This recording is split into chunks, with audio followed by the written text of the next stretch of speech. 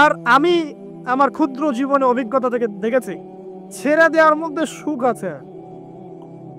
মনে করেন কেউ আপনি গালি দিয়েছে, তো আপনি অনেস্ট, আপনি সৎ এবং আপনি কোনো অন্যায় করেননি, আপনি মাজলুম, তারপরে আল্লাহর সন্তুষ্টির জন্য ছেড়ে দিলে, আচ্ছা থাক, কিছু দিছে বা ওকে কিছু বললাম না, ছেড়ে।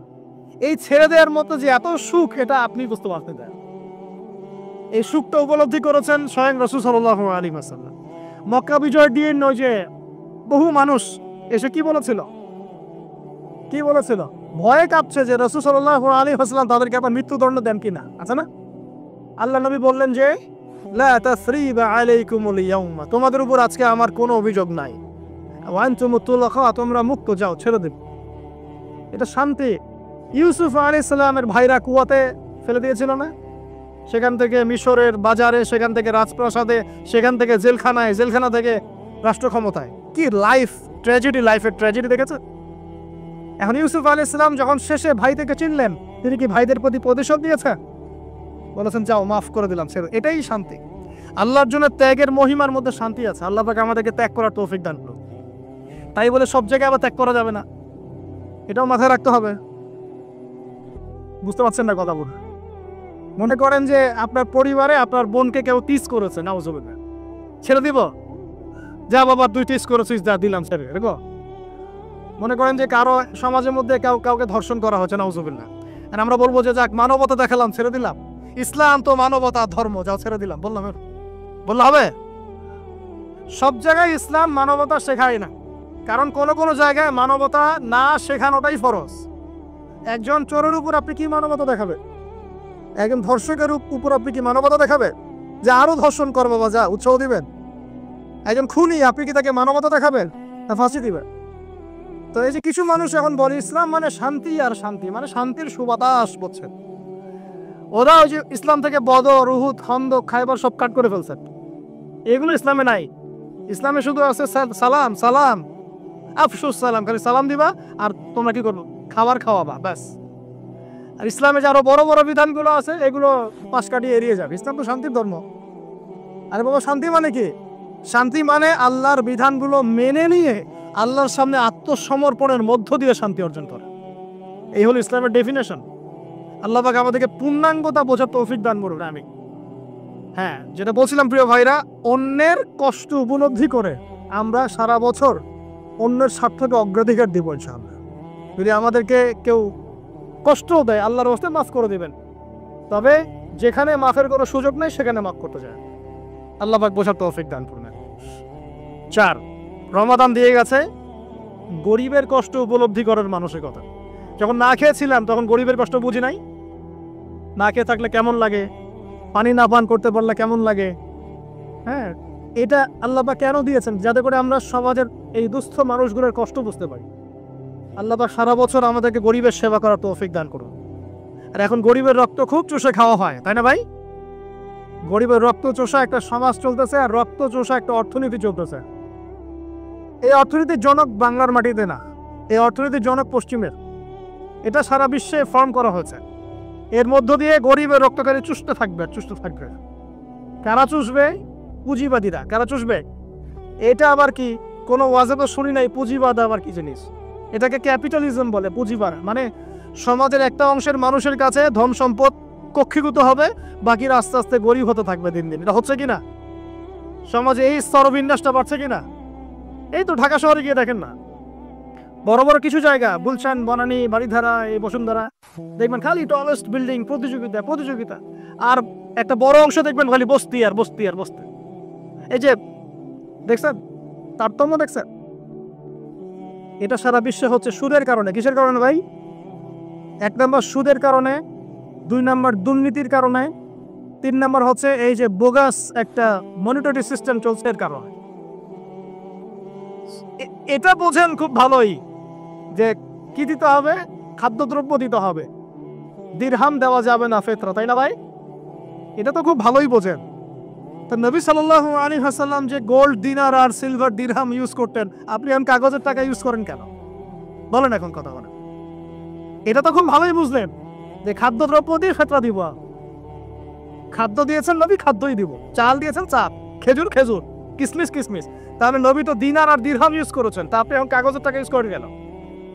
আমি যে 5-10 বছর আগে বলছিলাম যে এই সিস্টেমটার মতো সমস্যা আছে, তখন তো খারাজি মারলেন ফতোয়া একদম, তখন তো খারাজি মারলেন ফতোয়া। এখন এতটুকু বুদ্ধি মাথায় আসে না? দিনার দিরহাম এটাই ইসলামিক কারেন্সি, এটাই ইসলামিক কারেন্সি। আমরা যেগুলো চালাচ্ছি এগুলো ইসলামিক কারেন্সি নয়, কিন্তু পুরো বৈশ্বিক প্রেক্ষাপটে আমরা মানতে বাধ্য হচ্ছি। ইসলামিক খেলাফতই ইসলামিক পলিটিক্যাল ভিউ, কিন্তু সারা বিশ্বে খেলাফত নাই, আমরা মানতে বাধ্য হচ্ছি। ডেমোক্রেসি সেকুলারিজম মানতে বাধ্য হচ্ছে, এটা বাধ্য হয়ে আমরা করছি। কিন্তু তাই বলে তো ইসলামিক জিনিস আর অন ইসলামিক জিনিস একাকার হয়ে যায় নাই, হয়ে গেছে। পর্দা, শরিয়া পর্দা পুরো উপর থেকে প্রতিষ্ঠা নাই, অনেকেই বেপর্দায় চলছে। আমরা তো বেপর্দা সমাজে চলতে বাধ্য হচ্ছি না, হচ্ছে কি না? এটা বাধ্য হয়ে আমরা করছি, কিন্তু কেউ কি মেনে নিয়েছে? এটা এই ইন্টেলেকচুয়াল ল্যাকিংসের কারণেই তো আজকে এই অবস্থা। প্রিয় ভাইরা, বোঝার চেষ্টা করেন গভীর থেকে। রমাদান মাস গরিবের কষ্ট উপলব্ধির মাস ছিল। আল্লাহ পাক আমাদের সবাইকে গরিবের কষ্ট বোঝার তৌফিক দান করুন। আর আল্লাহর ওয়াস্তে চেষ্টা করবেন গরিব মানুষকে খাওয়ানোর, এতিমের দায়িত্ব নেয়ার। প্রত্যেকটা এলাকায় এলাকায় এতিমখানা গড়ে তোলেন, এতিমদেরকে ফ্রি পড়াশোনার ব্যবস্থা করেন, তাদেরকে কোরআন শেখান, তাদের পিছনে টাকা ইনভেস্ট করেন, তাদের মাথায় হাত বোলান। আল্লাহ রহম করবেন ইনশাআল্লাহ, আল্লাহ তৌফিক দান করবে। আমিন। এরপরে রমজান শিখিয়ে গেছে আমাদেরকে 5 নাম্বার, বেশি লম্বা করবো না, আমি আপনাদেরকে বিরক্ত করতে যাচ্ছি না, আমি 10টা পয়েন্ট বলছি। 5 নাম্বারটা দেখুন, একটু মনোযোগ দেন, এটা খুব ইম্পর্টেন্ট। রমজান দিয়ে গেছে কোরআন। রমজান কি দিয়ে গেছে ভাই? এটাই তো সবচেয়ে বড় কথা নাকি? রমজানের সবচেয়ে বড় কথা কি? এই মাসে কি হয়েছে? কোরআন নাজিল হয়েছে। তো রমজান মাস চলে গেছে, আমরা কি কোরআনটাকে এখন বন্ধ করে রেখে দিব ভাই? রমাদান মাসে কারা কারা কোরআন খতম করেছেন হাত তোলেন দেখি। সুবহানাল্লাহ, মাত্রই কয়জন? রমাদান মাসে কোরআন খতম করেছেন কারা কারা? অন্তত একবার। আল্লাহু আকবার। আল্লাহ আমাদেরকে মাফ করুন না, আমিন। আল্লাহ আমাদেরকে মাফ করুন। আমি খুবই হতাশ হলাম।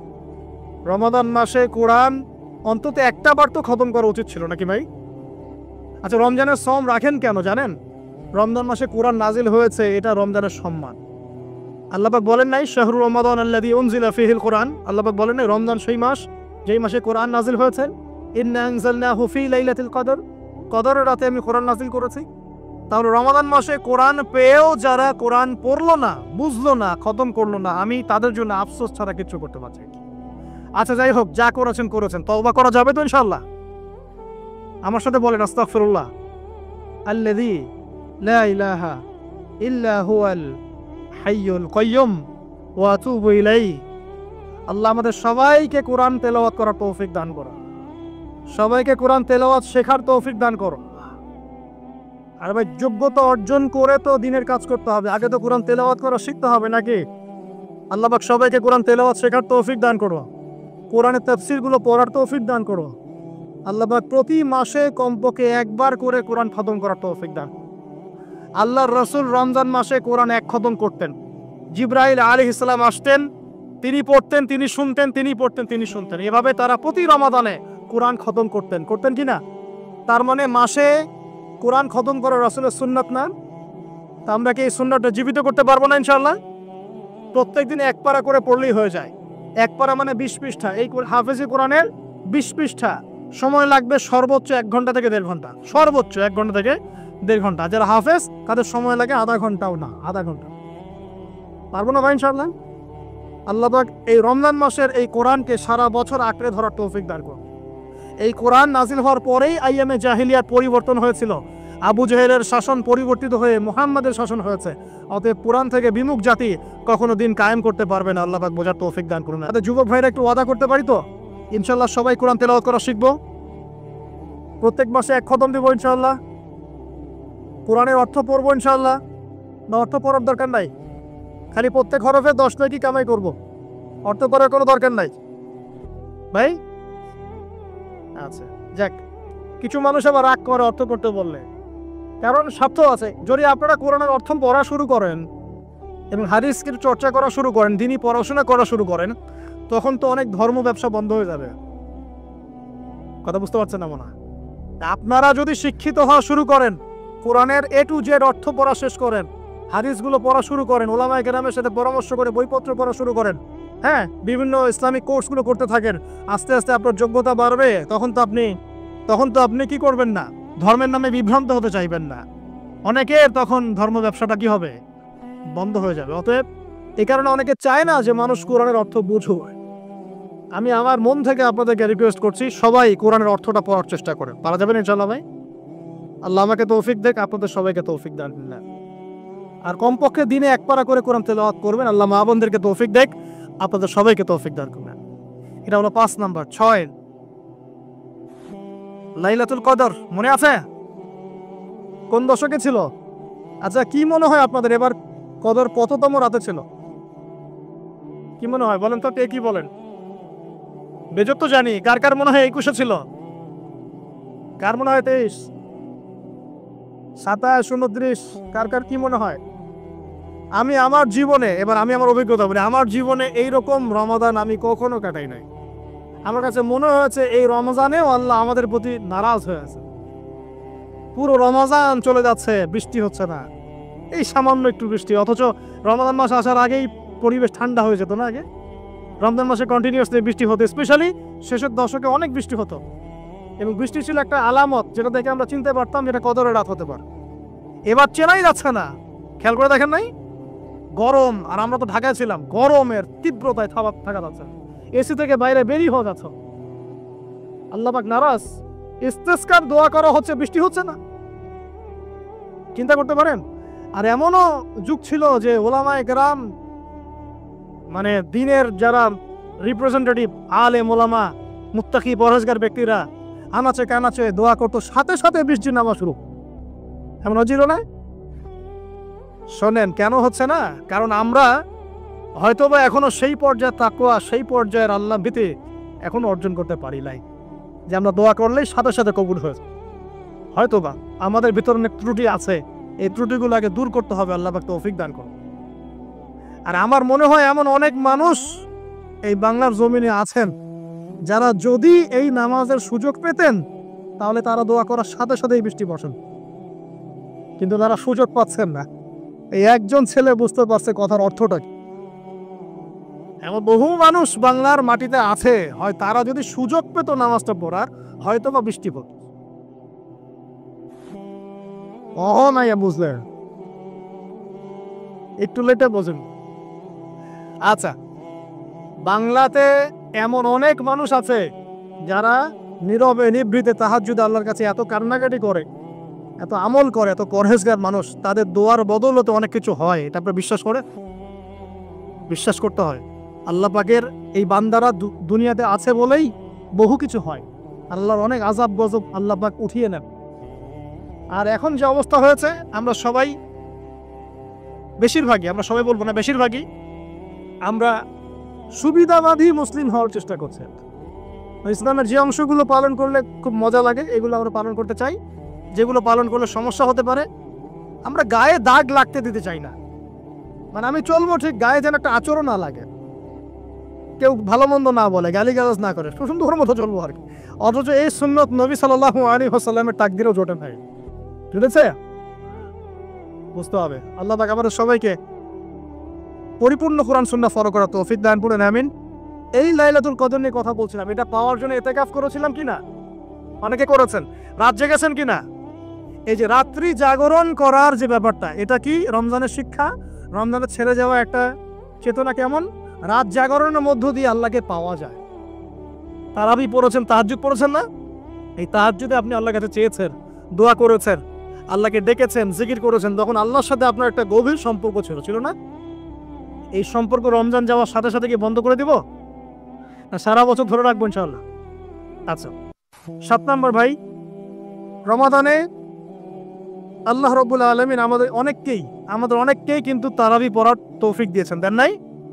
এখন তারাবি এবং নামাজের বিষয়টা কেমন ছিল? আমরা একটা ঐক্যবদ্ধভাবে কাজ করেছি না? একসাথে সবাই মিলে তারাবি পড়েছি, একসাথে আমরা সালাত পড়েছি। এই রমজানের এই যে ঐক্যের শিক্ষাটা, এই শিক্ষাটা কিন্তু রমজান চলে যাওয়ার সাথে সাথেই আমরা আবার বিভক্ত হওয়া শুরু করি। আমরা এই তারাবি সালাত, জামাতে সালাত, সাদাকাতুল ফিতর, ঈদের জামাত, এগুলোর মধ্যে একটা শিক্ষা নিব, সেটা হলো ঐক্যের চেতনা। কিসের চেতনা ভাই? আমরা সমাজের মধ্যে একটা ঐক্য নিয়ে আসার চেষ্টা করবো। আল্লাহ পাক তৌফিক এনায়েত করুন, বলি আমিন।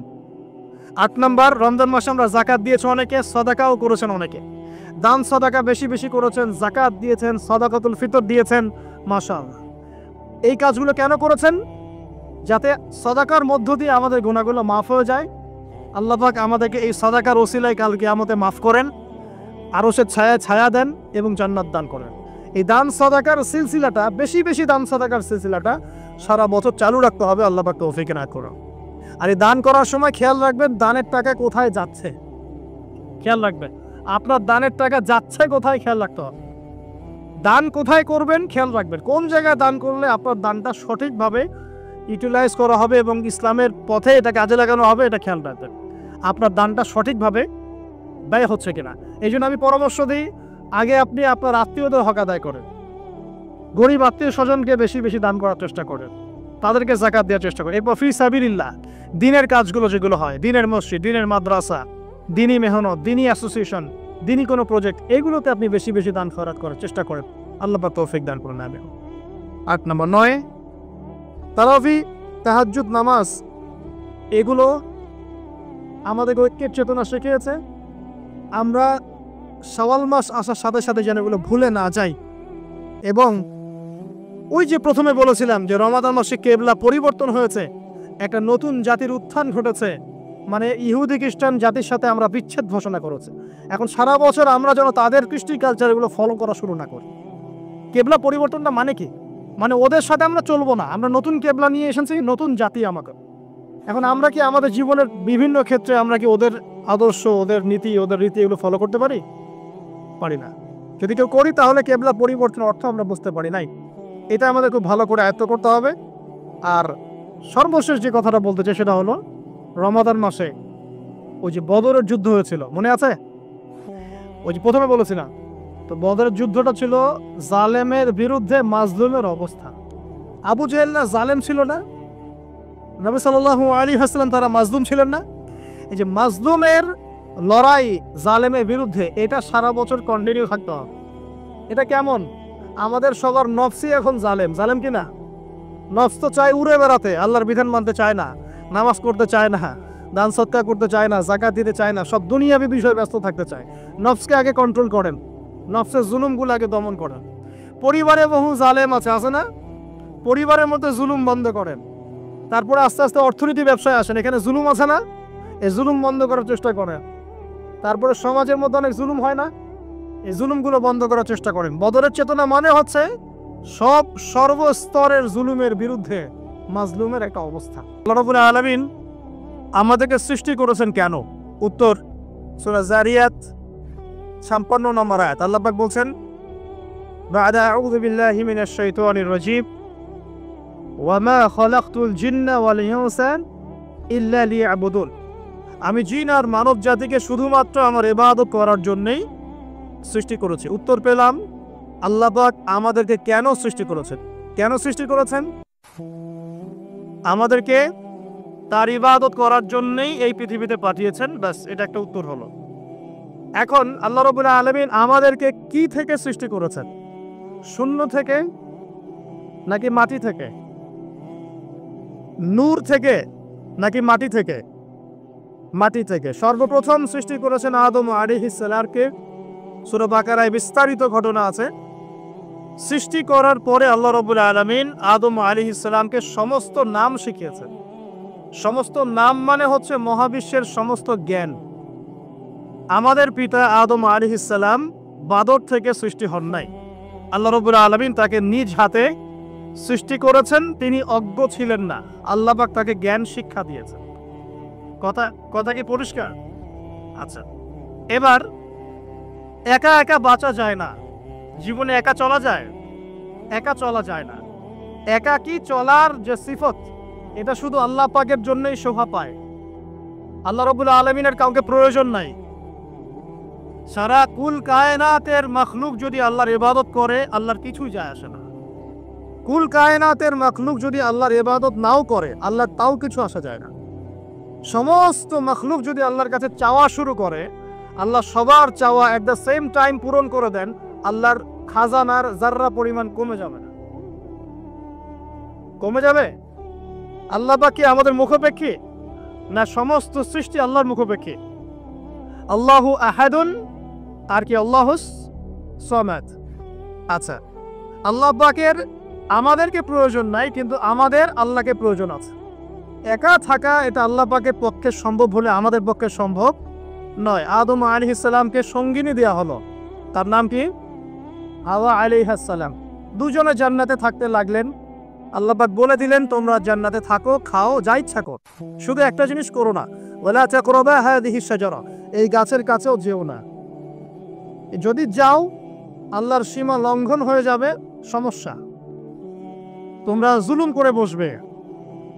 এর আগে একটা ঘটনা ঘটেছে, নাম শিক্ষা দেওয়ার পরে আল্লাহ পাক ফেরেশতাদের সামনে আমাদের পিতাকে উপস্থাপন করেছে। ফেরেশতা মণ্ডলীর সবাইকে বলা হয়েছে সিজদা করো, সবাই সিজদা করেছে, একজন সত্তা সিজদা করে নাই, সে কে? ইবলিস। এখন ইবলিস কি ফেরেশতা ছিল? এখন এই আয়াত থেকে কেউ যদি দলিল দেয় এখন যে আল্লাহ পাক বললেন ওয়াইস কুলনা লিল মালাইকাতি ইসজুদু লি আদম ফাসাজাদু ইল্লা ইবলিস, আল্লাহ পাক বলছেন আমি সমস্ত ফেরেশতাদেরকে বললাম তোমরা আদমকে সিজদা করো, ফাসাজাদু, সবাই সিজদা করলো, ইল্লা ইবলিস, ইবলিস ছাড়া। তাহলে এখানে কেউ যদি বলে ইবলিসও ফেরেশতা, এই আয়াত থেকে দলিল দেয় আপনাকে? সবসময় কোরআন এবং হাদিসের নাম্বার পেশ করে দলিল দিলেই সেটা অকাট্য হয় না।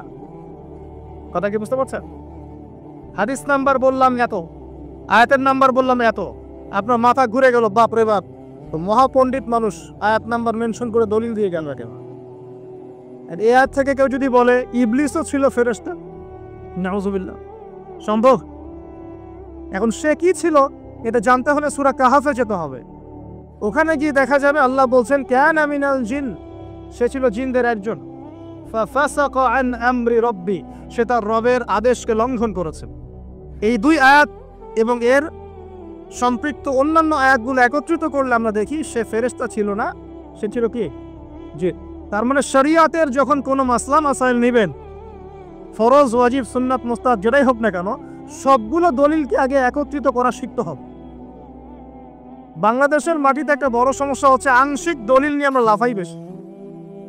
আংশিক দলিল নিয়ে তো লাফালাফি কেন? একটা মাসআলার সমস্ত আয়াত এবং সমস্ত হাদিসগুলো একত্রিত করা শিখতে হবে আগে, তারপরে মাসলা ইস্তেমবাদ করতে হবে। কেউ বলছে কানের মতো, কেউ বলছে পায়ের মতো, কেউ বলছে হাতের মতো। এই প্রবলেমটা সমাজে হয় না?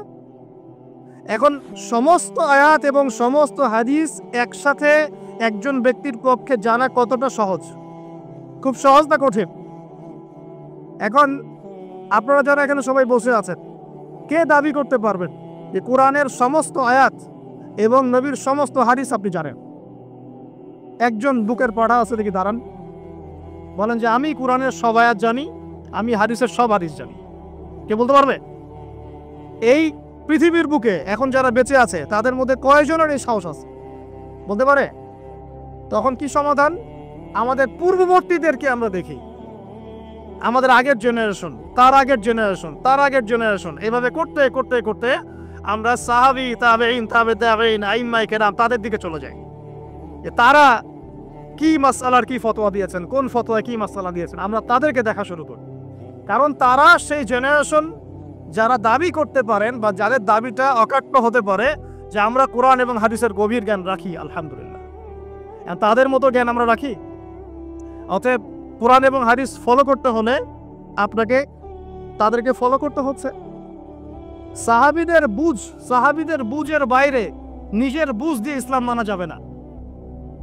ভালো করে কথাগুলো খেয়াল রাখেন।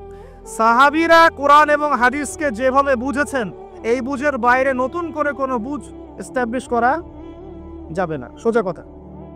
আর সাহাবীরা কিভাবে বুঝেছেন এটা আমি বেশি ভালো জানি নাকি বড় বড় মুস্তাহিদিন কেরাম, আইম্মায়ে কেরাম, মানে ফুকাহায়ে কেরাম, আপনার তাফসীর কারকগণ, মুহাদ্দিসগণ, তারা বেশি জানেন? কারা বলেন? কথা বলেন। আপনি বেশি জানেন না তারা বেশি জানেন? তাহলে আমাদেরকে তাদের বইপত্র পড়তে হচ্ছে, তাদের কাছ থেকে ফতোয়া নিতে হচ্ছে, তাদের কাছ থেকে দর্শ নিতে হচ্ছে। এই সিলসিলাটা ফলো না করলে কোরআন হাদিসের দলিল প্রমাণ হাতে থাকার পরেও মানুষ বিভ্রান্ত হতে পারে। আপনার কথা কি খুব কঠিন মনে হচ্ছে? আচ্ছা, একটা দলিল থেকে কথাটা বললাম। দেখুন, এই আয়াত থেকে যদি আপনি প্রমাণ করতে চান তাহলে ইবলিসকে আপনাকে এখানে ফেরেশতা বলতে হয়। এটাকে আমরা ইংরেজিতে বলি আইসোলেশন, মানে একটা আয়াত থেকে একটা দলিল বের করে ফেলা। অন্য বাকি বিষয়গুলো দেখবেই না চোখ দিয়ে। এই কাজ করা যাবে? বিশ্বাস করেন, শুধু এই চিন্তা দর্শনের কারণে বাংলাদেশের মুসলিমদের মধ্যে শত শত বিভক্তি হয়েছে, শত শত বিভক্তি। শুধু এই চিন্তা দর্শনটার কারণে যে আমি যতটুকু বুঝি, যতটুকু দলিল আমার কাছে আছে, এটাই চূড়ান্তের বাইরে কিছু না। এটাই সমস্যা। আমি যা বুঝি এই বিষয়ে আমি 5টা হাদিস জানি, এই বিষয়ে আমি 10টা আয়াত জানি, বাস এটাই চূড়ান্ত, এর বাইরে আর কিছুই নাই। এই চিন্তাটার কারণে এই যে মাসলা মাসাল নিয়ে টানা হেসরা ঝগড়াঝাড়ি চলতে আছে এখন তো সমাজে। আল্লাহ পাক আমাদেরকে এইটা বোঝার তৌফিক দান করুন, কোরআন এবং হাদিসের পরিপূর্ণ জ্ঞান ছাড়া সলিউশনে আসতে আমরা পারবো না। আল্লাহ পাক আমাদেরকে সেই রকম মানুষ তৈরি করার তৌফিক দান করুন এবং সেই সব মানুষদের কাছে জ্ঞান শেখার তৌফিক দান করুন যাদের কাছে কোরআন এবং হাদিসের সামগ্রিক জ্ঞান আছে, আংশিক না। কথা বুঝতে পারছেন? সেই সব মানুষের কাছে আমাদেরকে জ্ঞান শেখার তৌফিক দান করুন, আমাকে, আপনাকে, সবাইকে। যারা কোরআন এবং হাদিসের সামগ্রিক জ্ঞান রাখেন, আল্লাহ পাক তৌফিক দান করুন। এবং এটা আপনি সারা বিশ্বে সার্চ করলে দেখতে পারবেন কারা এই ক্ষেত্রে অনেক বেশি অগ্রগামী আর কারা এখানে চুনোপুঁথি। আল্লাহ পাক আমাদের সবাইকে কোরআন এবং সুন্নাহর গভীর জ্ঞান অর্জন করার তৌফিক দান করুন এবং এই গভীর জ্ঞান যাদের কাছে আছে তাদের সাথে সম্পৃক্ততা রেখে দ্বীনের জ্ঞান শেখার তৌফিক দান করুন। তাহলে আমরা কি করছি এখন এখানে? আমরা দাওয়া দিচ্ছি।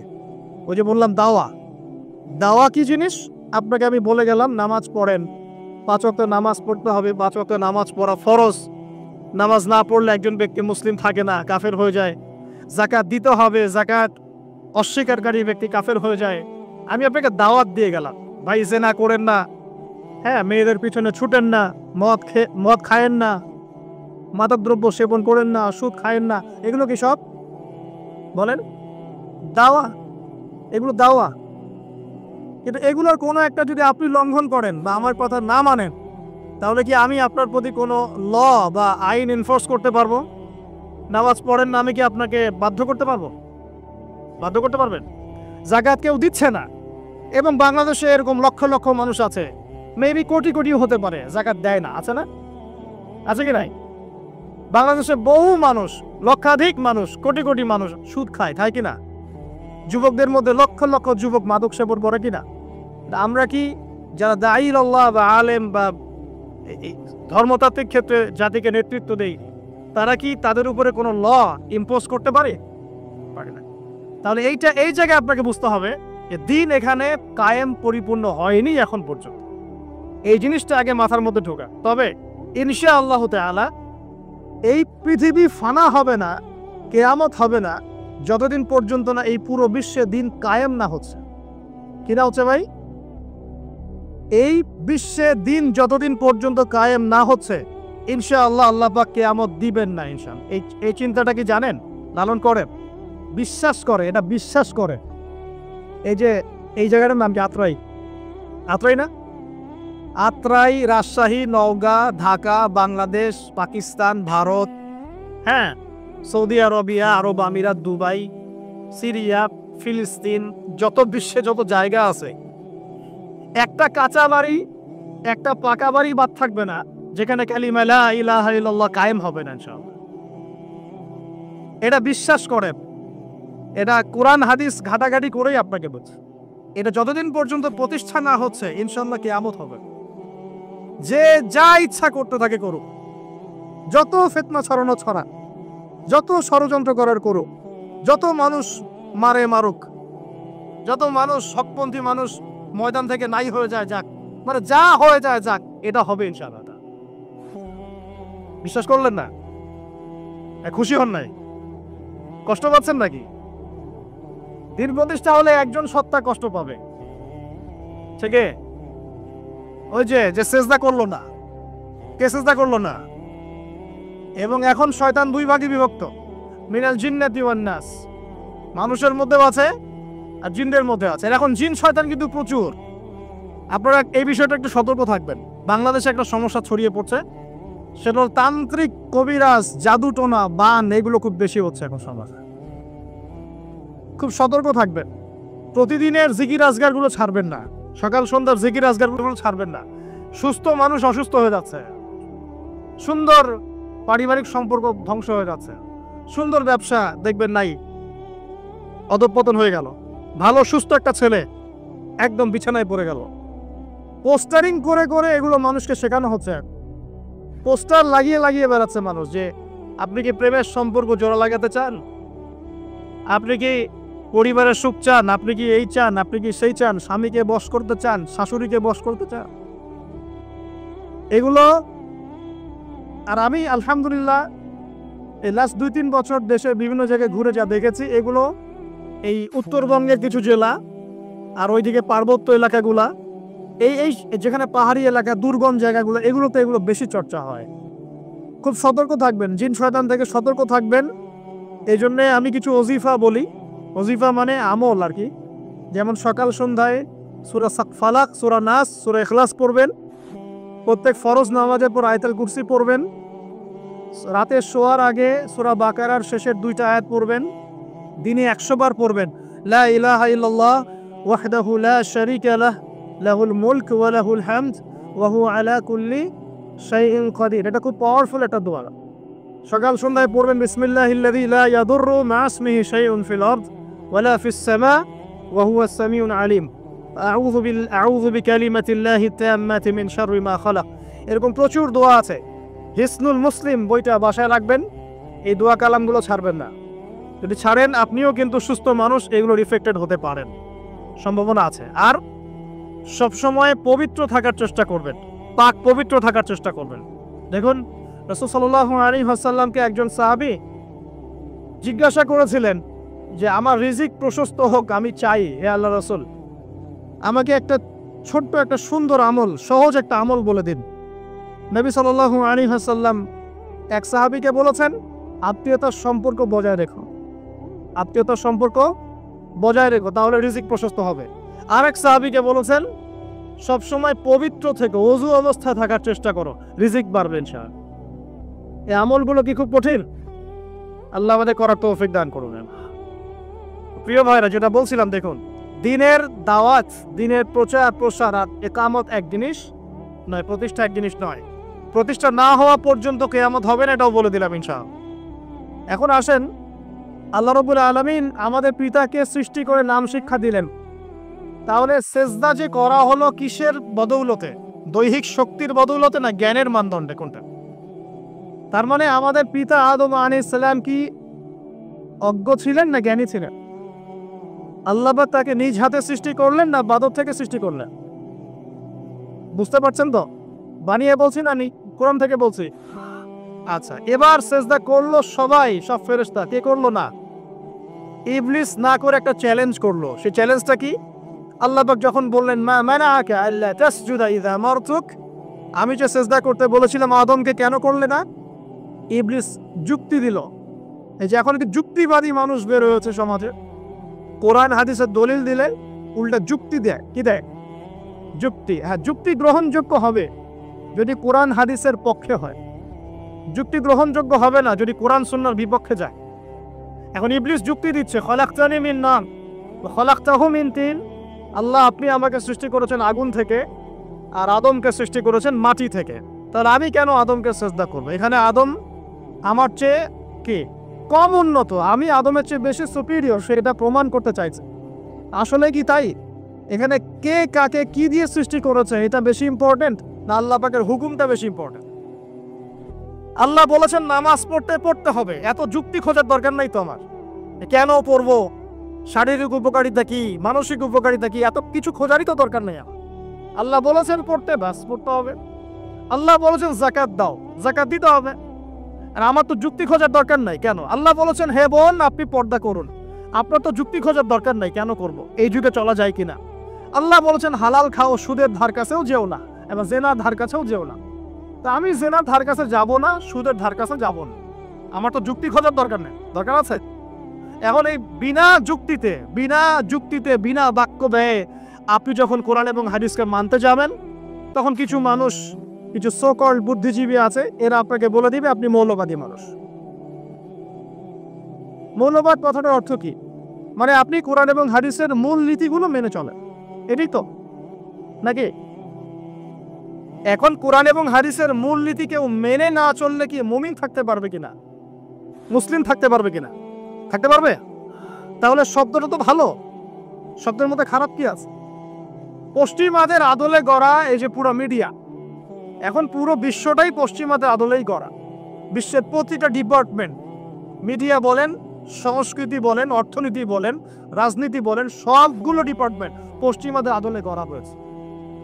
এখন ওদের আদলে গড়া এই বিশ্বে ওরা যে শব্দগুলো শিখিয়ে দেয় মানুষ সেগুলোই বলা শুরু করে। ওরা শিখিয়ে দিল, একটা ছেলে গান বাজনা করতো, হ্যাঁ, গাঁজা খেত, মেয়ে নিয়ে ঘুরতো, তখন ভালো, তখন সে ছিল প্রগতিশীল।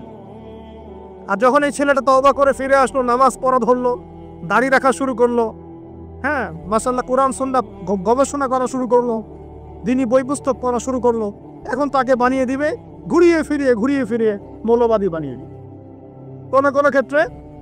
আর যদি মুখ দিয়ে কোনোদিন বলে ফেলছে যে আল্লাহ পাকের জমিনে দিন আল্লাহর নবী কায়েম করেছেন দাওয়াত এবং জিহাদের মধ্য দিয়ে, যদি এই শব্দ কোনোদিন মুখ দিয়ে বের হয়ে গেছে, বাস খারেজি মেরে দিলে করে। আর আপনাদের সমাজে খারেজি খোঁজার কিছু মেশিন আছে, ফ্যাক্টরি, ওদেরকে ডলার দিয়ে কেনা হয়েছে, খোলামেলা বলে দিলাম, ডলার দিয়ে কেনা হয়েছে, একটা এজেন্ডা দেওয়া হয়েছে, দেখবা কারা কারা এই শব্দ বলে বেড়ায়, সবগুলোকে দরবার ঢোকাবাবে করে। আর এই ঘোমটাওয়ালাগুলোকে অনেকে খুব তলো করে মাথায় তোলেন।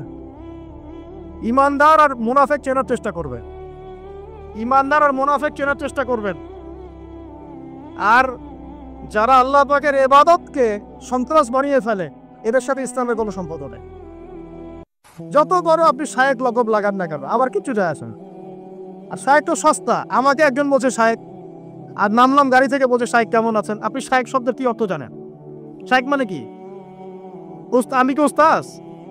শায়েক মানে যদি ধরেন বৃদ্ধ, আমি কি বৃদ্ধ? মানে বা সবাই ঢালাও শায়েক এখন। আর এমনও শায়েক দেখেছি প্রোগ্রামও করেছে, কুরআনই তো তেলাওয়াত করতে পারে না, বিশুদ্ধ করে কুরআনই তেলাওয়াত করতে পারে না। কোরআনের মদ মাখরাজ তাজবিদ এগুলো ঠিক হচ্ছে না, কোথায় ইখফা কয়, কোথায় গুন্না হয়, কোথায় টানতে হয়, কোথায় টানতে হয় না, কোন অক্ষরের উচ্চারণ কেমন, এতটুকুই জানছে না। আপনি তো মাথায় তুলে বসে রাখছেন, ডেকে নিয়ে আসছেন। বাংলাদেশে তো আকাল পড়ে গেল, দেশটা বাইরে থেকে নিয়ে আসতে হবে এখন। বাংলাদেশে তো আকাল পড়ে গেছে আলেম ওলামার, সুবহানাল্লাহ। দায়ী হওয়া ভালো, দায়ী হওয়া ভালো জিনিস, কিন্তু দায়ীদের উচিত না আলেমদের মতো জায়গায় নিজেকে জাহির কর। দায়ী আর আলেম এক জিনিস নয়। দায়ী হওয়া ঠিক আছে, আপনি দাওয়াতি কাজ করেন না, সমস্যা কোথায়? নিজেকে আলেম পরিচয় দিচ্ছেন কেন? এত বড় আলেম আমি, বাহাসে আসো, আমার সাথে বসো। বাহাসের কি বোঝেন আপনি? বড় বড় বাহাসের কিতাবগুলো তো পড়তে দিলেই পড়তে পারবেন না। এবারত সামনে খুলে দেওয়া মিশকাতুল মাসাবি পড়তেই পারবে না, এবারতই তো পড়তে পারবে না। সামনে খুলে দেখ সহিহ বুখারী রিডিং পড়তে পারো, রিডিং চ্যালেঞ্জ করলাম, রিডিং পড়তে পারবে না। এত সহজ মনে করেছেন নাকি? এবারত পড়া শিখতে 10 বছর লাগে, 8 বছর লাগে। আমি এখনো শিখছি। যত শিখছি আমি একটা জিনিসই ফিল করছি, যে ইসলামের জ্ঞানের মনে হয় 10% আমি আপনার অর্জন করতে পারবো। আর আপনারা আমাকে নিয়ে এত মাতামাতি করেন কেন? বড় বড় ওলামায়ে কেরামদেরকে নিয়ে এসে ওয়াজ শুনবেন, খোলামেলা বলছে, বড় বড় ওলামায়ে কেরামদেরকে নিয়ে ওয়াজ শুনবেন। আল্লামা তকি উসমানের নাম শুনেছেন? মানুষ নামই শোনেন। জগৎ বিখ্যাত একজন নাম শুনেছেন? শুনেন নাই। বড় বড় ওলামায়ে কেরাম মানে যাদের কাছে কোরআন হাদিস উসুল ফিক আকীদার গভীর জ্ঞান আছে, এই ওলামায়ে কেরাম এবং তাদের ছাত্রদেরকে নিয়ে এসে ওয়াজ শুনেন। আমাদের কাছ থেকে কি পাবেন? দাওয়াত। ওই যে বললাম দাওয়াত, ভাই নামাজ পড়েন, যাকাত দেন, সুদের কাছেও যায় না, জেনার কাছেও যায় না। এখন ইকামত কে করবে? প্রতিষ্ঠা আপনাকে করতে হবে। আপনার দায়িত্ব আছে কি নাই? দায়িত্ব নাই? সব কি আমাদের বা দায়ীদের, আলেমদের, এই ইমাম সাহেব সবাই তাদের দায়িত্ব? ব্যক্তিগতভাবে আমাদের দায়িত্ব নাই? তাহলে ভাই একটু আমার সাথে নিয়াত করতে পারি কি, আগামী রমজান আসার আগেই পুরা কোরআনটা অন্তত একবার পড়ে শেষ করবো ইনশাআল্লাহ, অর্থ সহ পড়বো ইনশাআল্লাহ। হাদিসের মধ্যে সহজ হাদিসের বইগুলো কমপক্ষে পড়বো ইনশাআল্লাহ। বাসায় মেশকাত বই আছে, মেশকাতুল মাসাবি বই আছে, রিয়াদুস সালেহিন বই আছে, বুলুগুল মারাম আছে, ফয়জুল কালাম আছে। আল্লাহর ওয়াস্তে বইগুলো কিনেন, এগুলো প্রাথমিক বই। একদিনের ওয়াজ শুনে আপনি কি করবেন বলেন? এই ওয়াজ করে যাচ্ছে 1 ঘন্টা 1.5 ঘন্টা, মনে করেন কি করবেন ওয়াজ শুনে? আপনি যদি নিজেকে পরিবর্তন না করতে পারেন। পরিবর্তন করতে হবে কিনা ভাই? কথা রাগ করছেন নাকি? একটু রাগ কইরেন, সমস্যা নাই, কারণ ইনশাআল্লাহ এখন থেকে সব খোলামেলা কথা হবে, কারো ভালো লাগুক আর না লাগুক। আর একবার যেখানে যাব, পরের বার সেখানে যাওয়ার আশা পোষণ করছি না এখন থেকে। যা বলার একবারে বলে আসতে হবে। প্রথম কথা হচ্ছে এই যে আমাদের মধ্যে এখন পরিপূর্ণ দিন প্রতিষ্ঠা হয় নাই। দিন প্রতিষ্ঠা কখন হবে? যখন আমাদের প্রত্যেকের দেহের উপর আগে দিনটা কায়েম হবে। আমরা সবাই আগে কোরআন তেলাওয়াত করা শিখবো, নামাজি হব, পরিবারকে পর্দায় রাখবো, নিজের পরিবারের দিন প্রতিষ্ঠা করব, হালাল খাবো, আমরা মানুষের ক্ষতি করব না, ইসলামের দাওয়াতি কাজ করে ইসলামকে এগিয়ে নিব। আস্তে আস্তে পরিবার থেকে পরিবার, সমাজ থেকে সমাজ, এটা ছড়াতে ছড়াতে পুরো বিশ্বে ছড়াবে ইনশাআল্লাহ। রাজি আছে কিনা ইনশাআল্লাহ? এই যাত্রায় একা একা চললে হবে না, আপনাদের সঙ্গ লাগবে কিনা? আর যারা আমাদের ঊর্ধ্বতন থাকবেন তাদের সাথে গন্ডগোল করতে চায়, বরং মানুষকে নসিহত করতে হবে, দাওয়াত দিতে হবে। আল্লাহ যদি চান, আল্লাহ রাব্বুল আলামিন এই মানুষগুলোর মধ্য থেকেও উমর রাদিয়াল্লাহু আনহুর মতো মানুষ বের করতে পারেন কিনা? অতএব আমভাবে সবার প্রতি দাওয়াত থাকবে, আসুন আমরা সবাই পরিপূর্ণ ইসলামে প্রবেশ করার চেষ্টা করি। আল্লাহ তৌফিক দান। যে জায়গায় আছি সেখান থেকেই পরিপূর্ণ ইসলামে প্রবেশ করার চেষ্টা করি। আল্লাহ আমাদের তৌফিক দান করুন। আর আমরা আপোষে এত মতবিরোধে যাব না। এত কেন মতবিরোধ?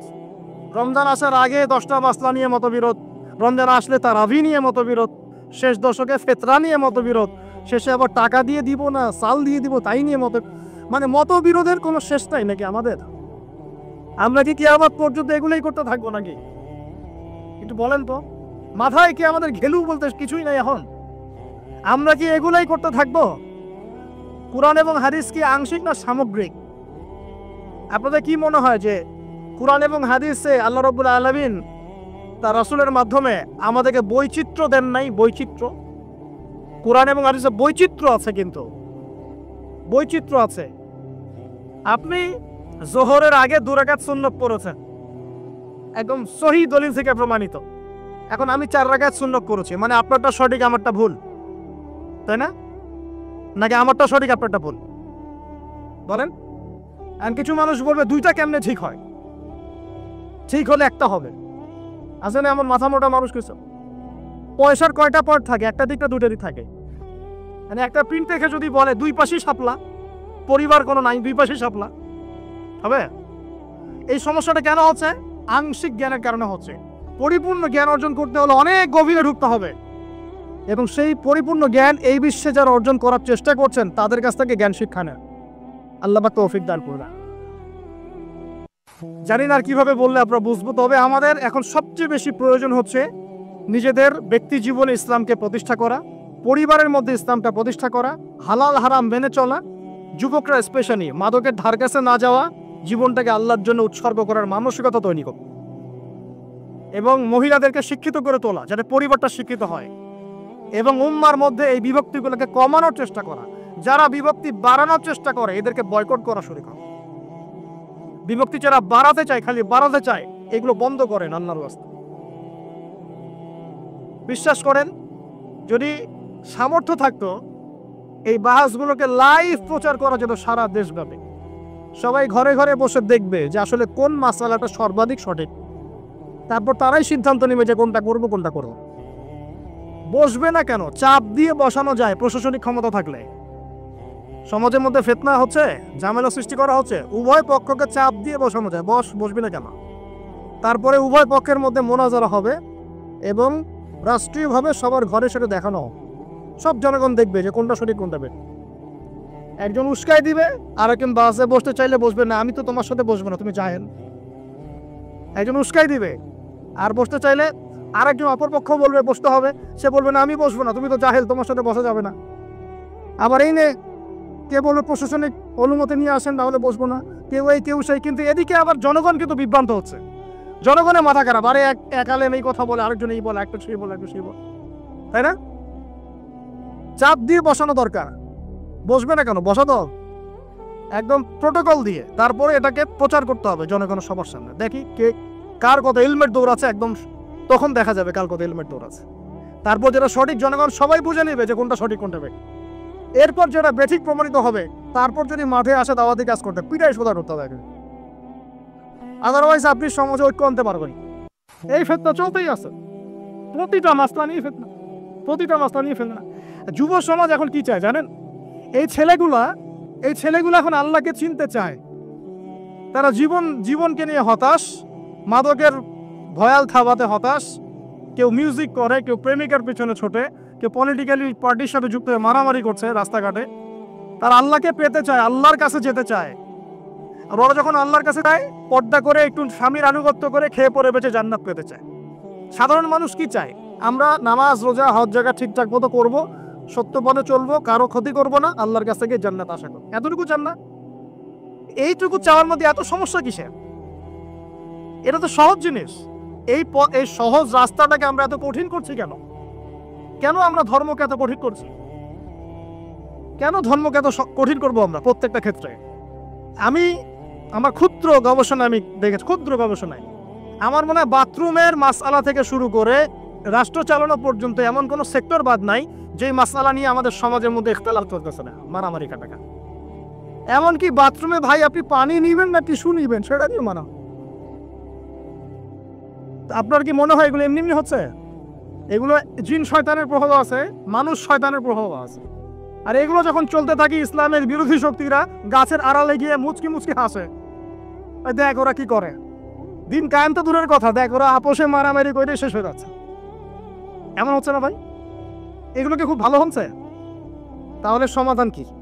আমি কিছু আমার ক্ষুদ্র জ্ঞানে বল, নিজে আগে পড়াশোনা করেন, নিজেকে পড়তে হবে। নিজেকে পড়তে হবে মানে আপনাকে সবাইকে মুফতি মুহাদ্দিস হয়ে যেতে হবে এমন না, কিন্তু বেসিক ইসলামিক নলেজ সবাইকে অর্জন করতে হবে। আল্লাহ তৌফিক দান। এরপর সেই সব ওলামায়ে কেরামের কাছে ইলম নেবেন যে ওলামায়ে কেরামের কাছে কোরআন সুন্নাহর গভীর জ্ঞান আছে, একদম গভীর জ্ঞান। গভীর জ্ঞান বুঝবেন কিভাবে? যখন আপনি নিজে পড়াশোনা করা শুরু করবেন, তখন আস্তে আস্তে আপনি বুঝতে পারবেন যে কার মধ্যে কতটুকু জ্ঞান আছে। ইনশাআল্লাহ গভীর জ্ঞান মানে তার কাছে কোরআন সুন্নাহ উসুল আকীদা ফিকহ বিশ্ব অর্থনীতি রাজনীতি সবকিছুর একটা সামগ্রিক জ্ঞান আছে। এগুলোকে বলা হয় গভীর জ্ঞান। আংশিক জ্ঞানকে গভীর জ্ঞান বলা হয় না। আর সবসময় ডিগ্রি সার্টিফিকেট সবকিছু নয়, কখনো কখনো আল্লাহর পক্ষ থেকে মানুষের কাছে জ্ঞান আসে, এই জ্ঞানটাকে মূল্যায়ন করতে হবে। আল্লাহ বোঝার তৌফিক দান। এরপরে নিজে আপনি হালাল হারাম মেনে চলেন, অন্যের ক্ষতি করার মানসিকতা বর্জন করেন। ঝগড়াঝাটি করা, ক্রন্দল করা, গীবত করা, তহমত দেয়া, অন্যকে অপবাদ দেয়া, এগুলো থেকে নিজেকে পবিত্র রাখেন। আল্লাহ আপনাকে সঠিক পথ দেখাবেন ইনশাআল্লাহ। তবে এগুলো করলেই যে সব একদম 100% সমাধান হয়ে যাবে তাও নয়, কারণ এটাই শেষ জামানা, এটাই ফিতনা, এটাই দুনিয়া, এটাই ফিতনা, এটাই পরীক্ষা যে এই উম্মার মধ্যে এরকম মতবিরোধ চলতে থাকবে। এর মধ্যে আপনাকে সঠিক পথ খুঁজে বের করতে হবে। আল্লাহ পাক আমাদের সবাইকে তৌফিক দান করুন একটা খোলা মন নিয়ে ইসলাম চর্চা করার, ইসলাম আমল করার, প্রচার করার, প্রসার করার। আল্লাহ আমাকে এবং আপনাদেরকে কবুল করুন, আমিন। আর আগামী দিনগুলোতে নেতৃত্ব দিবেন যুবকরা। তো প্রিয় ভাই, আপনার সাথে দুটা কথা বলে আমি লেকচারের টপিক থেকে শেষ করব। আগে আপনার সাথে কথা, যুবক ভাইয়ের সাথে। দেখুন, আল্লাহ পাক যে আদম আলাইহিস সালামকে সৃষ্টি করে দুনিয়ায় পাঠিয়েছেন এবং তার বংশধরদেরকে সৃষ্টি করেছেন, আল্লাহ পাক সৃষ্টি করার পরে একটা ওয়াদা নিয়েছেন। এই ওয়াদাটা আপনি আগে শোনেন। আল্লাহ পাক সবাইকে জড়ো করে বলেছিলেন, আলাস্তু বিরব্বিকুম, আলাস্তু বিরব্বিকুম, আমি কি তোমাদের রব নই? এটা আল্লাহ পাক বলছেন, আমি কি তোমাদের রব নই? আমরা বলেছি সবাই সেই রুহের জগতে, বেলা অবশ্যই আল্লাহ আপনি আমাদের রব। যুবক ভাই ভালো করে শোনেন, আমরা আল্লাহকে বলে এসেছি যে আল্লাহ আপনি আমাদের রব বলে এসেছি। আমরা এখন মনে নাই, এই যে দুনিয়া এসেছি মনে নাই, এটা মনে করিয়ে দেওয়ার জন্য আল্লাহ রাব্বুল আলামিন আমাদেরকে কিছু রিমাইন্ডার দিয়েছেন। রিমাইন্ডার বোঝেন না? নোটিফিকেশন বোঝেন কি না? এই রিমাইন্ডারের মধ্যে প্রথমটা কি? নবী রসুল পাঠিয়েছেন আল্লাহ পাক।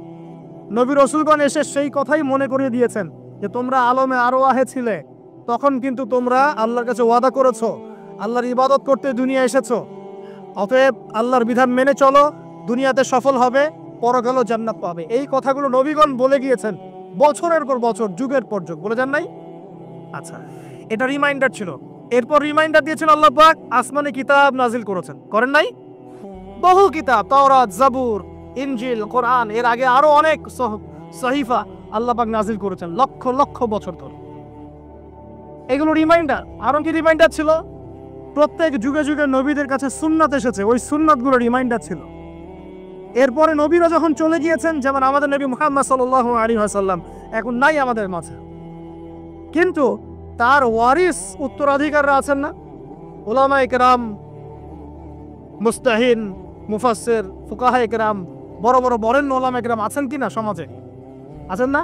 তারা আমাদেরকে রিমাইন্ডার দেন, বারবার নোটিফিকেশন দেন যে তোমরা কোত্থেকে আসছো, দুনিয়াতে কি জন্য এসেছো, কোথায় যেতে হবে। রিমাইন্ডার দেন কি না? কথা বলেন, মনে করিয়ে দেন কি না? এরপরেও ভুলে যাই। নবী রাসূল এসেছেন তাও ভুলে যাই, আসমানে কিতাব ভুলে যাই, নবীর সুন্নাহ ভুলে যাই, দুনিয়ায় আসার উদ্দেশ্য ভুলে যাই, মৃত্যুর পরের উদ্দেশ্যটা ভুলে যাই। এরপর আল্লাহর নবীর ওয়ারিসগণ যখন বলে যান এলাকায় এলাকায়, মসজিদের মিম্বরে, দাওয়াতে, তাবলীগে, এখানে ওখানে, শুনি এক কান দিয়ে ঢুকায় আর এক কান দিয়ে বের করে দিই। যুবক ভাই আপনাকে বলছে এগুলো, আমি এগুলো করি কি না আমরা? আচ্ছা, এরপরে আল্লাহ পাক আরো কিছু রিমাইন্ডার দেন। কিরকম জানেন? এখন যে আমি আল্লাহকে ভুলে আছি না, এবার আল্লাহ পাক রিমাইন্ডার দেন দুঃখ দিয়ে, কষ্ট দিয়ে, আযাব দিয়ে, সমস্যা দিয়ে, হোঁচট খাইয়ে আল্লাহ পাক আরো এই ক্লেশ, যন্ত্রণা, ব্যথা দিয়ে আপনাকে রিমাইন্ডার দেন। কেন দেন জানেন? যাতে আপনি আল্লাহর দিকে ফিরে আসেন। এমন হয় না জীবনে? জীবনে চলতে পথে আমরা অনেক সময় হোঁচট খাই না, কষ্ট পাই, লস হয়, আযাবে পড়ি, আল্লাহর শাস্তিতে পড়ি না? এগুলো আল্লাহ পাক নিয়ামত, রহমত, যাতে আমরা আল্লাহর দিকে আবার ফিরে আসি। এগুলো রিমাইন্ডার। এরপরে রিমাইন্ডার কি জানেন? প্রত্যেক দিন 5 বার রিমাইন্ডার দেওয়া হয় আযানের মাধ্যমে, নামাজে আসো, নামাজে আসো, নামাজে আসো। রিমাইন্ডার যাতে আপনি আল্লাহর দিকে ফিরে আসেন। আবার সপ্তাহে সপ্তাহে রিমাইন্ডার দেওয়া হয়, জুমার নামাজ, নামাজে আসো, নামাজে আসো, সাপ্তাহিক রিমাইন্ডার দেওয়া হয়। আবার বছরে বছরে রিমাইন্ডার দেওয়া হয়, রমজান মাস, রমজান মাস, রমজান মাস। আমার কথা বুঝতে পারছেন?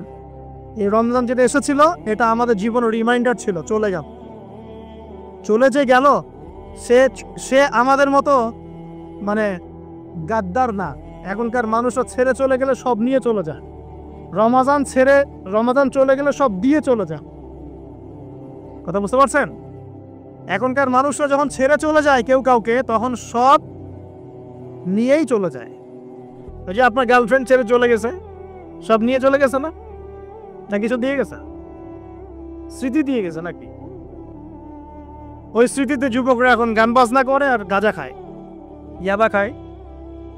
তো এখনকার বিচ্ছেদগুলো এমন হয়, বিচ্ছেদের মধ্য দিয়ে সবই নিয়ে চলে যায়। কিন্তু রমাদান এমন নয়, রমাদান চলে গেলে সব দিয়ে চলে যায়। যুবক ভাই আপনাকে বলছি, দেখেন, এই রমাদানের শিক্ষাগুলাই জাস্ট যদি আমরা ধরে রাখতে পারি, সারা জীবন আমাদের জীবনের কিচ্ছু লাগবে না। এসব আমি বলবো বিষয়গুলো। আচ্ছা, আমি লিখে আনছি কয়েকটা বিষয় আপনাদেরকে বল। দেখুন, রমাদানকে চির সবুজ করে রাখতে হবে। এই যে রমাদান চলে গেছে, শাওয়াল মাস দিয়ে গেছে, প্রথম যে কাজটা আমাদেরকে দিয়ে গেছে, শাওয়াল মাসে 6টা রোজা রাখতে হবে। আল্লাহ তৌফিক দান করুন। আল্লাহ আমাকে তৌফিক দান করুন, আপনাদের সবাইকে তৌফিক দান করুন। নবীজি বলেছেন সাল্লাল্লাহু আলাইহি ওয়াসাল্লাম, রমজানের সম রাখার পরে যে ব্যক্তি শাওয়ালের এই 6টা রোজা রাখবে, সে যেন সারা বছর রোজা রাখার নেকি পাবে। আমরা কি সারা বছর রোজা রাখতে সক্ষম না? কিন্তু অতএব এই 6টা রোজা রাখলেই সারা বছর সওমের নেকি পাবো ইনশাআল্লাহ। পারা যাবে ইনশাআল্লাহ। আল্লাহ পাক আমাকে তৌফিক দান করুন, আপনাদের সবাইকে তৌফিক দান করুন, আমিন। 1 নাম্বার। 2, রমাদান যখন এসেছিল আমাদেরকে শিখিয়ে গেছে তাকওয়া। আল্লাহ পাক বলেছিলেন না, কুতিবা আলাইকুমুস সিয়াম কামা কুতিবা আলাল্লাযিনা মিন ক্বাবলিকুম লাআল্লাকুম বলেন তাত্তাকুন। সওমের উদ্দেশ্যই ছিল তাকওয়া। আর তাকওয়া মানেটা কি? বাজারে কিনতে পাওয়া যায়? 10 টাকার তাকওয়া দেন, হ্যাঁ হুজুর এই বোতলে একটু তাকওয়া ফুকে দেন, বাসায় গিয়ে খাই, তাকওয়া অবলম্বন হয়ে যাবে। তাকওয়া কি? লাআল্লাকুম তাত্তাকুন। আসুন, এক কথায় উত্তর দিচ্ছি, তাকওয়া মানে আল্লাহ পাকের সমস্ত নিষেধ ছেড়ে দেওয়া। আমি বলি নাই তাকওয়া মানে আল্লাহর সমস্ত আদেশ মেনে চলা, কারণ আল্লাহ পাকের আদেশ মেনে চলাটা সহজ, আল্লাহ পাকের সমস্ত নিষেধ বর্জন করা অনেক কঠিন। এই যে রমজান মাসে রোজা রেখেছিলাম, হালাল স্ত্রী আমি ছেড়ে দিয়েছি। হালাল স্ত্রী সহবাস করেছেন রোজা রাখা অবস্থায়? করেন নাই? তোমাদের তো স্ত্রী হয় নাই এখন। হইব ইনশাআল্লাহ। তবে এই ডিসিশন নেওয়ার আগে 100 বার ভাবতে হবে। এই ডিসিশন যদি ভুল হয় সারা জীবন জাহান্নাম হবে, এই ডিসিশন যদি ঠিক থাকে এই দুনিয়াতে জান্নাত ইনশাআল্লাহ। আবার বলছি, এই ডিসিশন যদি ভুল হয় তাহলে এই দুনিয়ায় হবে জাহান্নাম, আর এই ডিসিশন যদি ঠিক থাকে ইনশাআল্লাহ দুনিয়ায় হবে কি জান্নাত। বেওয়াকুফ কিছু বলতে পারে দুনিয়াকে জান্নাতের সাথে তুলনা করলো, আবার দুনিয়াকে জান্নাতের সাথে তুলনা করলাম নাকি উপমা দিলাম? দুনিয়া হবে জান্নাত মানে কি দুনিয়াটা জান্নাত হয়ে যাবে? নাকি আপনি জান্নাতের নাজ নেয়ামত প্রশান্তির কিছুটা হলেও পাবেন দুনিয়াতে, এইটাই বুঝাইছে। কিছু মানুষের ইন্টেলেকচুয়াল অবস্থা এতই নিম্নমানের, মানে গরু ছাগল টাইপের, যে একটা রূপকথাও বুঝতে চেষ্টা করে।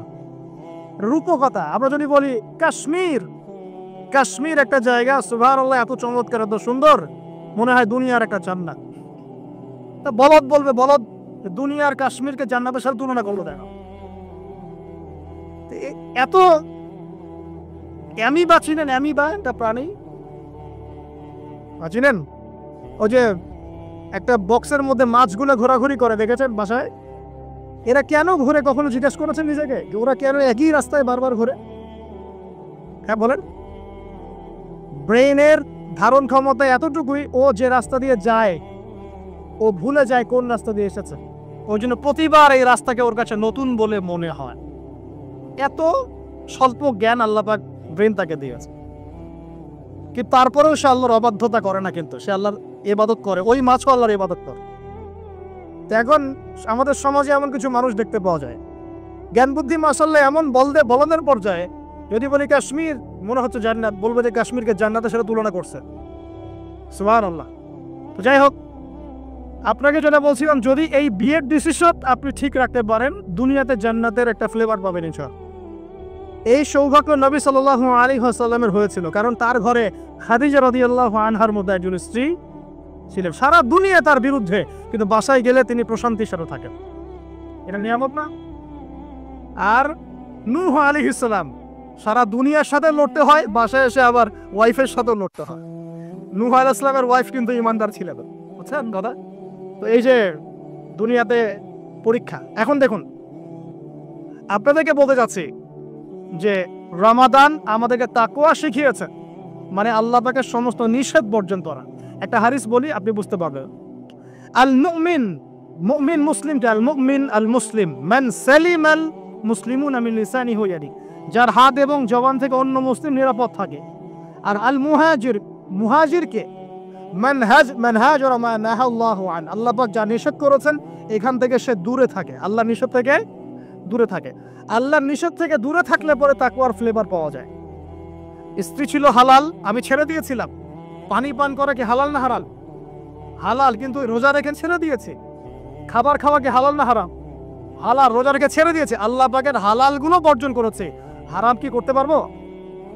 এই জিনিসটার নাম তাকওয়া। রমজান এই শিক্ষা দিয়ে যায় নাই ভাই? বলেন, রমজান এই তাকওয়ার শিক্ষা দিয়ে যায় নাই? অতএব এই শিক্ষাটাকে সারা বছর ধরে রাখবো ইনশাআল্লাহ। পারা যাবেন ইনশাআল্লাহ। আল্লাহ আমাকে তৌফিক দেখ, আপনাদের সবাইকে তৌফিক দেখ, যেন সারা বছর যে কাজই করব আল্লাহ সন্তুষ্টির জন্য করব, যে কাজই করব নবীর তরিকায় করব, যেই কাজ আল্লাহর নবী এবং আল্লাহ পছন্দ করেন সেই কাজ বেশি বেশি করব, যেই কাজ আল্লাহ নবী পছন্দ করেন না সেই কাজ করব না। সহজ কথা ইনশাআল্লাহ। আল্লাহ আমাকে তৌফিক দেখ, আপনাদের সবাইকে তৌফিক দান। আর এই কাজটা শুধু নামাজে, রোজায়, হজ জাকাতেই না, বরং আপনার ব্যবসা, আপনার সংস্কৃতি, আপনার পরিবার, আপনার রাজনীতি সবখানেই করতে হবে। এই জায়গায় সমস্যা, এই জায়গায় মানুষ মানতে চায় না। এই জায়গায় বাংলাদেশের মুসলমান এখন দুই ভাগে বিভক্ত হয়ে গেছে। একগুলা হয়েছে মুনাফেক মার্কার, একগুলা মুমিন মার্কার। দুইটা মার্কা এখন স্পষ্ট হয়ে গেছে। মুনাফেক মার্কা কারা? নামাজ, রোজা, হজ জাকাত ইসলাম মানতে চায়, এখানে ইসলাম মানতে আমার কোনো আপত্তি নাই, কিন্তু জীবনের অন্যান্য ক্ষেত্রগুলো যেগুলো পড়ে আছে এখানে ইসলামের কথা বলতে আইসেন না, খবরদার। সমস্যা এখানে। তো বিশ্বাস করেন এদের জন্যই কবরের আযাব অপেক্ষা করছে।